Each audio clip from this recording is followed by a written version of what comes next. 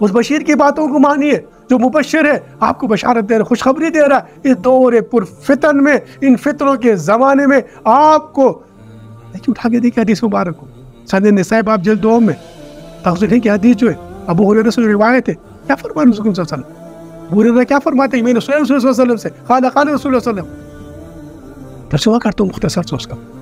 अगर मैंने पा लिया वो ज़माना जिस ज़माने में हिंदुस्तान के खिलाफ गज़वात होंगे, जहाद होगा, अगर मैं उसमें शहीद हुआ तो मेरा शुमार अफज़ल शुहदा में। बशारत है, मुबश्शिर है, इस्लाम की निशात सानी की बशारत आपको दी है। हुज़ूर नबी के सल्लल्लाहु अलैहि वसल्लम बशारत दे रहे हैं आपको। अगर मैं उसमें बच गया, आतिश दोज़ख से आज़ाद अबू हुरैरा कहना हुआ, बशारत है। हज़रत इस्लाम इन बशारतों को सुनाना, जितने भी अंबिया कराम आए आपने देखा, उन्होंने बशीर रहे, बशारत दी, आने वाले नबी के आखिरी नबी होगा वो मोहम्मद मुस्तफ़ा सल्लल्लाहु अलैहि वसल्लम। और उन्हें डराया, किससे डराया? मसीह दज्जाल के फितरों से डराया, याजूज माजूज के फितरों से डराया। याजूज माजूज सीधे फिर अर्द ज़मीन फसाद फैलाएंगे, उनसे डराया।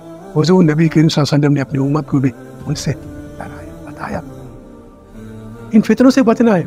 बाबुल फितन उठा के देखिए किस तरीके से आज जो फितने हैं, या आज जितनी तरीके से इस ज़मीन पर जो फसाद फैलाया है, इस फसाद को अमल से बदलने के लिए वो बशीर व नज़ीर आपको रहनुमाई कर, आपको बशारत दे रहे। हुज़ूर आपको बता रहे हैं कि आओ बरादर, आओ उम्मत, या उम्मती या उम्मती या उम्मती। फरमाया रसूल सल्लल्लाहु अलैहि वसल्लम की हदीस मुबारक है, आप दोज़ख के दरवाजे पे खड़े होंगे और जो भी उम्मती आएगा उसको पकड़ के जन्नत लेके जाएगा। इतनी बड़ी बशारत है आपके। आइए इस उस नज़ीर की जो उसकी बात ना मानने से आपने देखा